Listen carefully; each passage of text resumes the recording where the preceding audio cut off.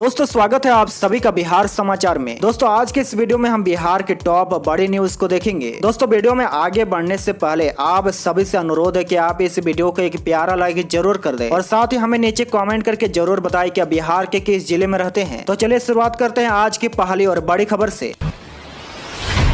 बड़ी खबर में देखिए, शराब की होम डिलीवरी छोड़ने पर सरकार 1 लाख रुपए देगी। 4 लाख से ज्यादा लोगों को जेल भेजने के बाद नीतीश कुमार की बम्पर स्कीम। जी हाँ, देखिए बिहार में जो कोई शराब की होम डिलीवरी कर रहा है तो नीतीश ने उनके लिए बम्पर स्कीम का ऐलान किया है। नीतीश कुमार ने ऐलान किया है कि शराब बेचने का काम छोड़ने वाले को राज्य सरकार 1 लाख रुपए देगी। साथ ही देखिए सिर्फ शराब बेचने वाला ही नहीं बल्कि ताड़ी बेचने वालों के लिए भी ये स्कीम चलेगी। अगर वे ताड़ी की बजाय नीरा बनाएंगे तो सरकार उन्हें भी 1 लाख रुपए देगी। नीतीश कुमार ने ये ऐलान तब किया जब राज्य सरकार बिहार के 4 लाख से ज्यादा लोगों को शराब पीने और बेचने के जुर्म में गिरफ्तार कर जेल भेज चुकी है। दरअसल नीतीश सरकार ने कल नशा मुक्ति दिवस मनाया। इसी मौके पर मुख्यमंत्री नीतीश कुमार ने अपनी बम्पर स्कीम का ऐलान किया है। उन्होंने कहा कि बिहार में शराब के मामलों में पकड़ा तो बहुत आदमी रहा है, लेकिन या तो पीने वाला पकड़ा रहा या फिर शराब बेचने वाला गरीब गुरबा असली लोग पकड़ा नहीं रहे हैं, कुछ ही पकड़ा रहे हैं। मैंने पुलिस वालों और उत्पाद विभाग को कह दिया कि अब असली धंधेबाज को पकड़िए, जो असली गड़बड़ी करता है उसे जेल भेजिए। साथ ही नीतीश कुमार ने कहा कि हम अपनी नई योजना बनाने जा रहे हैं। जो कोई ताड़ी या शराब बेच रहे हैं उनके लिए सरकार नया स्कीम ला रही है।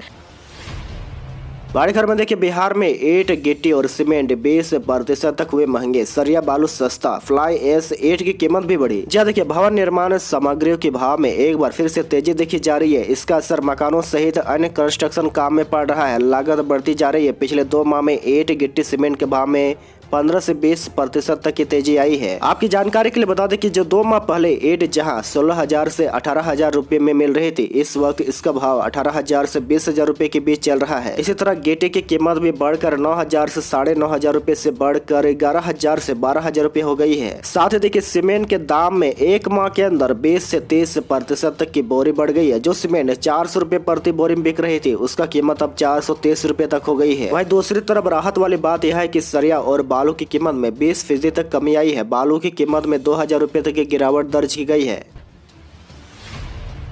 बड़ी खबर में देखिए, बिहार में सड़क पर कचरा फेंका तो खैर नहीं, ढोल बजाकर किन्नर समाज को बताएंगे आपके करतूत। राजधानी से शुरुआत। जी देखिए बिहार के राजधानी पटना में सड़क पर या घर से बाहर किसी भी जगह पर कूड़ा फेंकने वालों को नगर निगम अपने अनोखे अंदाज में सबक सिखाएगा। निगम ने वैसे लोगों की पहचान शुरू कर दी है जो अपने घर का कूड़ा कचरा वाहन में नहीं रख कर घर के बाहर फेंक रहे हैं। जो लोग सड़क पर कूड़ा फेंकते हैं, ऐसे लोगों के कारण निगम क्षेत्र में अब भी कूड़ा पॉइंट बना हुआ है। ऐसे लोगों के घर पर नगर निगम ढोल नगाड़ा बजाकर पूरे मोहल्ले में उनका परिचय कराएगा। इस मौके पर किन्नर समाज के लोग भी उपस्थित रहेंगे जो वैसे लोगों को सबके सामने बताएंगे कि घर की सफाई के साथ साथ आसपास भी सफाई रखें। पहले चरण में 19 वार्ड में यह कार्यक्रम शुरू किया जाएगा। इन वार्डों का चयन कर लिया गया है। गंदगी फैलाने वालों के घर दुकान पर स्टिकर भी लगेगा। नगर आयुक्त निमेश कुमार पराशर ने बताया कि दिसंबर में यह कार्यक्रम शुरू कर दिया जाएगा।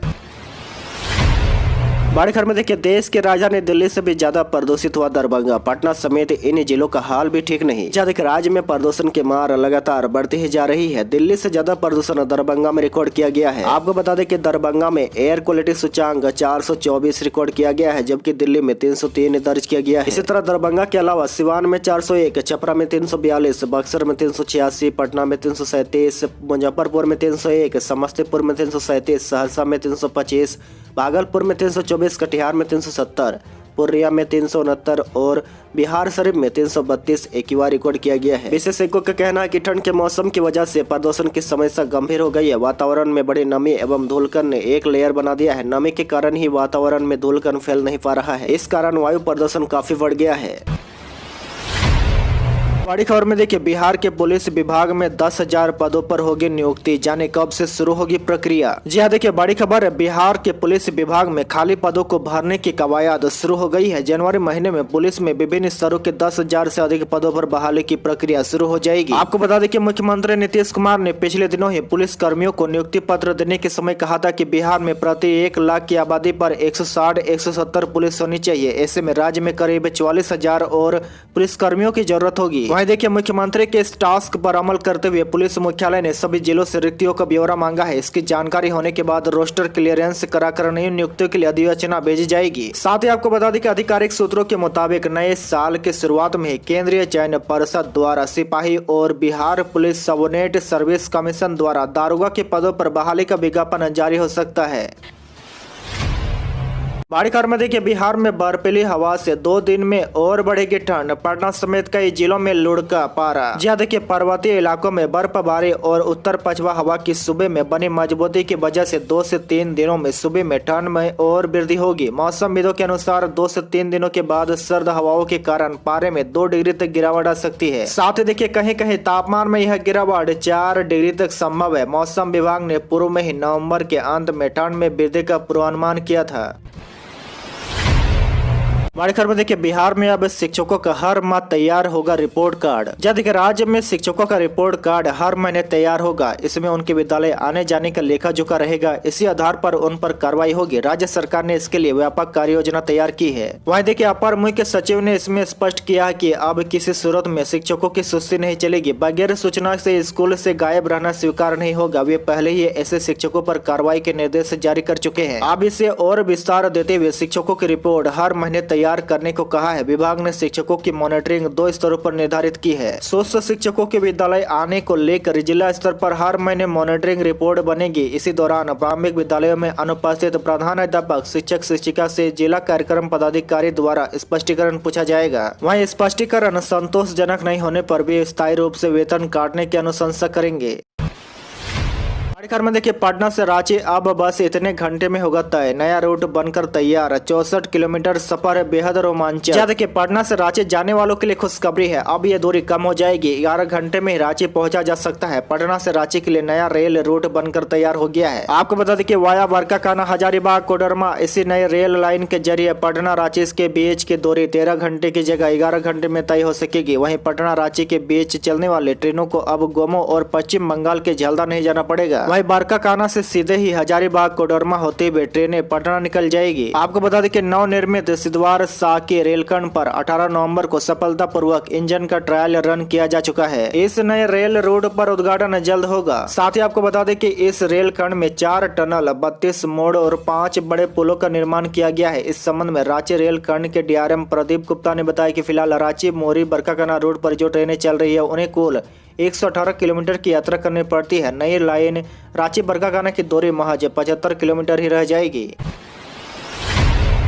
बड़ी खबर में देखिए पटना में जनवरी से चलेगी सीएनजी वाली 25 ऐसी बसें। न्यूनतम किराया 10 रुपया यानी किन रूटों का हुआ चयन। जहाँ देखिए पटना के लोग अब सीएनजी ऐसी बसों में सफर करेंगे। बिहार राज्य पथ परिवहन निगम ने 25 नई सीएनजी बसों की खरीद की है। अभी इन बसों की पंजीयन और परमिट की प्रक्रिया चल रही है। जनवरी तक इन बसों की परिचालन की उम्मीद की जा रही है। इन सीएनजी ऐसी बसों में कुल 32 सीटें होगी और 65% सीटें महिलाओं के लिए आरक्षित होगी। वहीं महिला यात्री नहीं होने की स्थिति में इन सीटों पर पुरुष बैठ पाएंगे। साथ ही देखिए परिवहन विभाग के अधिकारियों के अनुसार सीएनजी ऐसी बसों का किराया काफी कम रखा जा रहा है। इस बस का न्यूनतम किराया 10 रुपया रखा जा रहा है। वहीं देखिए सबसे कम किराया गांधी मैदान से पटना जंक्शन के बीच रखा गया है। इतनी दूरी तय करने पर यात्रियों को महज 11 रुपए का टिकट लेना होगा। साथ ही उन्होंने कहा है कि नॉन एसी बसों की तुलना में इन ऐसी बसों से सफर करने पर लोगों को 7 से 10 रुपए तक अधिक खर्च करने होंगे। साथ ही आपको बता दें कि इन सीएनजी ऐसी बसों का परिचालन कारगिल चौक से पटना साहिब स्टेशन से फुलवाड़ी एम्स एयरपोर्ट से गांधी मैदान दानापुर से बाईपास और बिहार शरीफ और हाजीपुर तक चलेगी।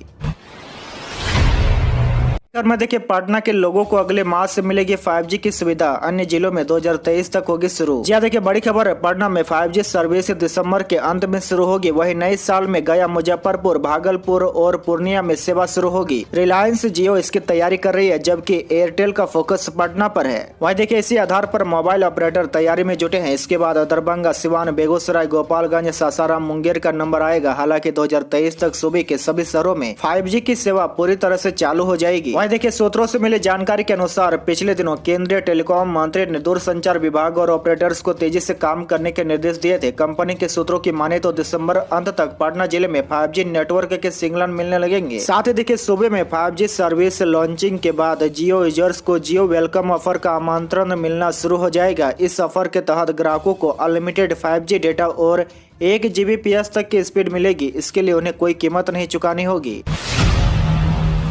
खबर में देखिए, बिहार में दिसंबर से दौड़ेगी वंदे भारत एक्सप्रेस, इन रूटों पर चलाने की है तैयारी। जब देखिए, वंदे भारत एक्सप्रेस को लेकर बिहार वासियों के लिए खुशखबरी है। बिहार को जल्दी वंदे भारत एक्सप्रेस मिल सकता है। विभाग इसकी तैयारी कर रही है। दिसंबर तक अगली वंदे भारत एक्सप्रेस के ट्रैक पर आने की संभावना है। हालांकि नए वंदे भारत एक्सप्रेस के रूट को लेकर अभी तक मंत्रालय की ओर से फैसला नहीं लिया गया है। आपको बता दें कि रेलवे मंत्रालय के अनुसार 2 वंदे भारत एक्सप्रेस का परिचालन जल्दी शुरू हो सकता है। ICF चेन्नई में 2 वंदे भारत एक्सप्रेस का तेजी से तैयार किया जा रहा है। ये ट्रेन 2 राज्यों को मिल सकता है, इसमें बिहार और तेलंगाना शामिल है। इन दोनों राज्यों को अभी तक वंदे भारत एक्सप्रेस नहीं मिला है। वही मंत्रालय के अनुसार इन ट्रेनों के उन रूटों पर चलाया जाएगा जिन पर यात्रियों की संख्या अधिक होगी। वही मिली जानकारी के अनुसार भागलपुर और पटना रोड पर इसे चलाया जा सकता है। आपकी जानकारी के लिए बता दें कि वंदे भारत एक्सप्रेस ट्रेन को यात्रियों की सुविधा को ध्यान में रखकर तैयार किया गया है। सबसे बड़ी खास बात इस ट्रेन में यह है कि केवल 52 सेकंड में 100 किलोमीटर की स्पीड पकड़ लेती है। साथ ही यह अन्य ट्रेनों की अपेक्षा काफी हल्की है। यह पूरी तरह से AC है जिसमें स्वचालित दरवाजे लगे हैं। इसके अलावा इसमें सीट को 180 डिग्री तक घुमाया जा सकता है।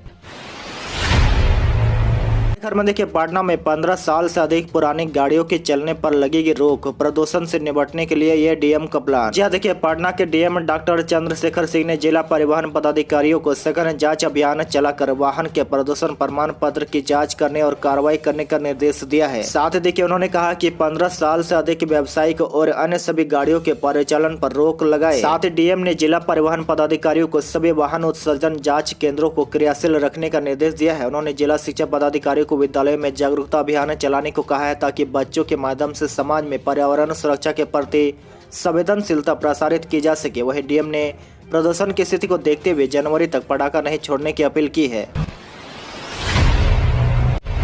बड़ी खबर में देखिए, मार्च 2023 तक हर पंचायत के 4 वार्डों में लग जाएगी सोलर लाइट। जी हाँ देखिए, अगले साल मार्च 2023 तक सूबे के सभी पंचायतों के 4 वार्डों में सोलर लाइट लगाने का काम पूरा हो जाएगा। मुख्यमंत्री ग्रामीण सोलर लाइट स्ट्रीट योजना के तहत इस अवधि तक 32,000 सोलर लाइट लगा दी जाएगी। सोमवार को अंतर विभागीय बैठक में पंचायती राज विभाग के प्रधान सचिव मिहिर कुमार सिंह ने यह जानकारी दी है। उन्होंने बताया कि 7 निश्चय पार्ट 2 के अंतर्गत सरकार प्रदेश के सभी वार्डों को अगले वित्तीय वर्ष यानी मार्च 2024 तक सोलर लाइट से रोशन कर देगी। साथ ही राज्य सरकार ने सभी जिलों में इस योजना के लिए राशि निर्गत कर दी है। साथ ही आपकी जानकारी के लिए बता दें कि 10-10 सोलर लाइट मार्च 2024 तक सूबे के सभी वार्डों में लगाने का काम पूरा हो जाएगा। वहीं 20 वाट की सोलर लाइट बिजली के पोल पर लगाई जाएगी। वहीं 2024 तक 32,000 वार्डों में सोलर लाइट लगा दी जाएगी। आज के लिए बस इतना ही। इसी तरह बिहार के डेली न्यूज देखने के लिए आप हमारे चैनल को जरूर सब्सक्राइब करें।